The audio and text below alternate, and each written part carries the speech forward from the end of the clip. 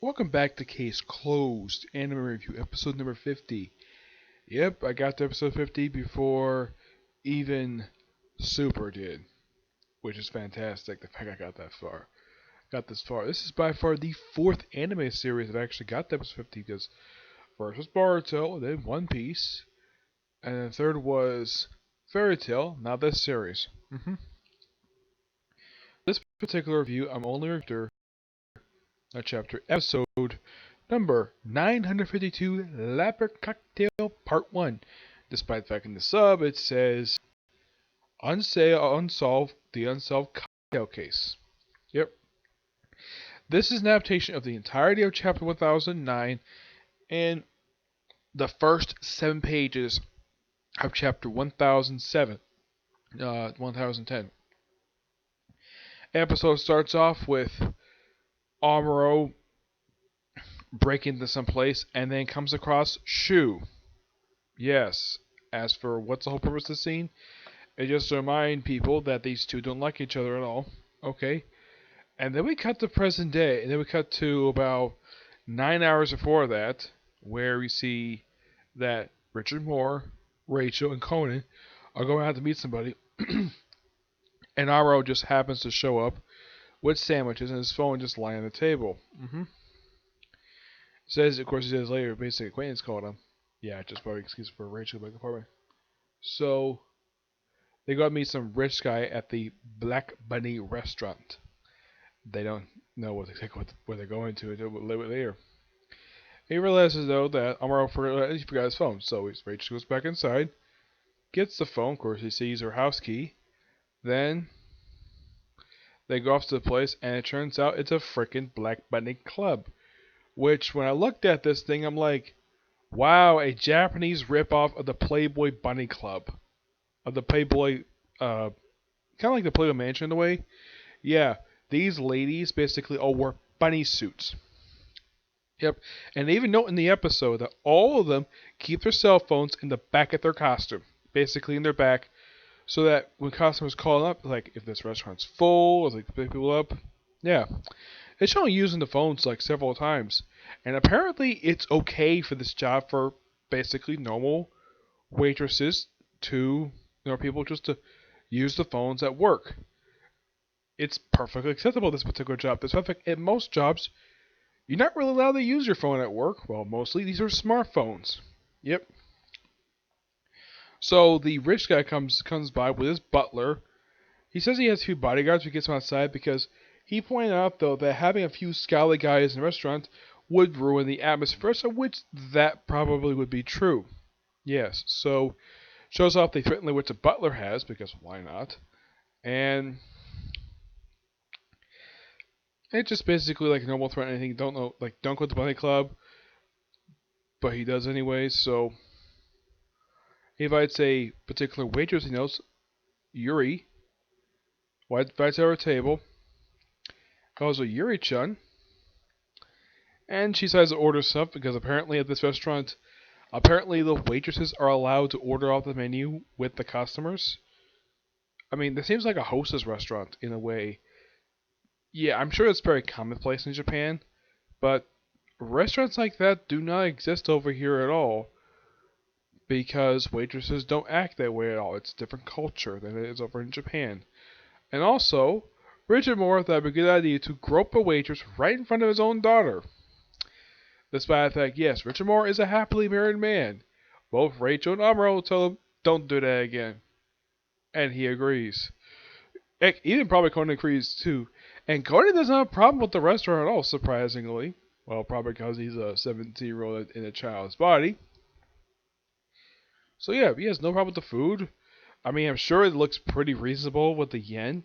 Because it looks like 1,000 yen. I'm not sure how much that is in U.S. currency. I don't know because I've never bothered to look it up. I have currently no interest to do that. I know yen tends to have a little more higher numbers than, let's say, U.S. currency. But U.S. currency tends to be a little bit more than that. But it looks like a pretty expensive restaurant.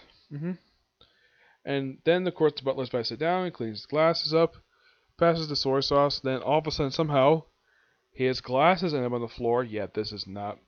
This is actually later on in the story arc. So he accidentally steps on. He hears some glass and he steps on the glasses. So The butler wants to go to the car and get the spare pair.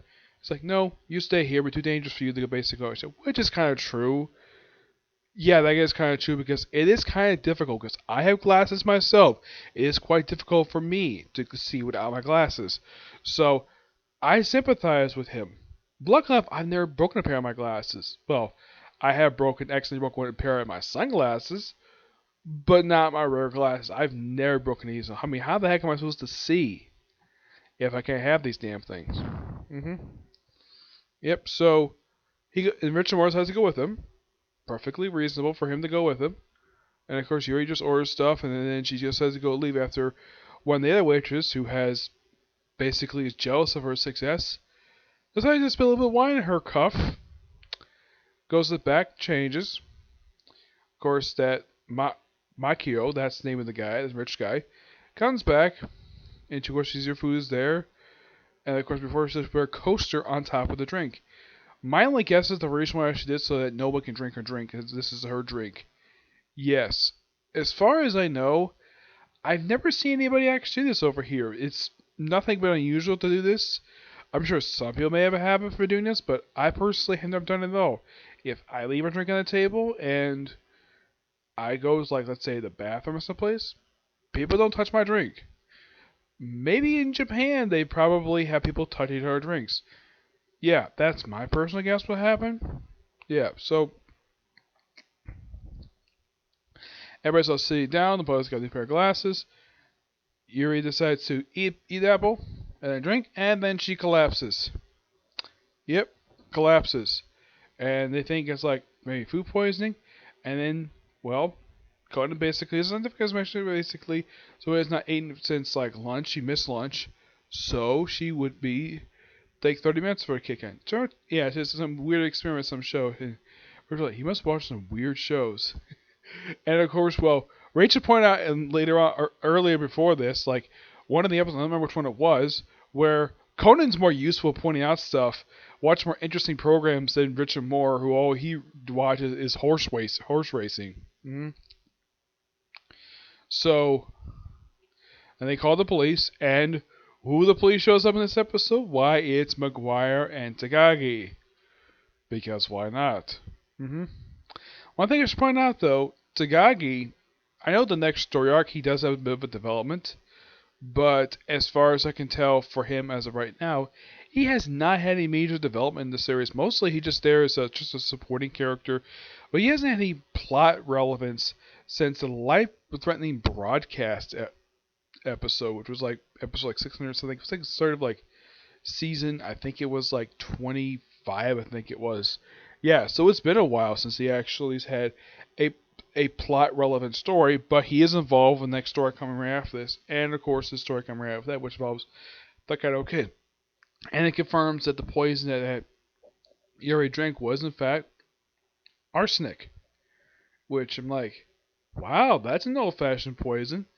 Yeah, that's not a poison people normally use in fiction. Okay, that's quite ingenious. And then, of course, both Amuro and Conan pointed out, though, there are 3 people suspected. Besides, of course, the rich guy basically thinks he's one who did it, but also is also suspect his butler did it and the employee. And, of course, the episode ends with Maguire saying, we're going to do a thorough investigation, you 3.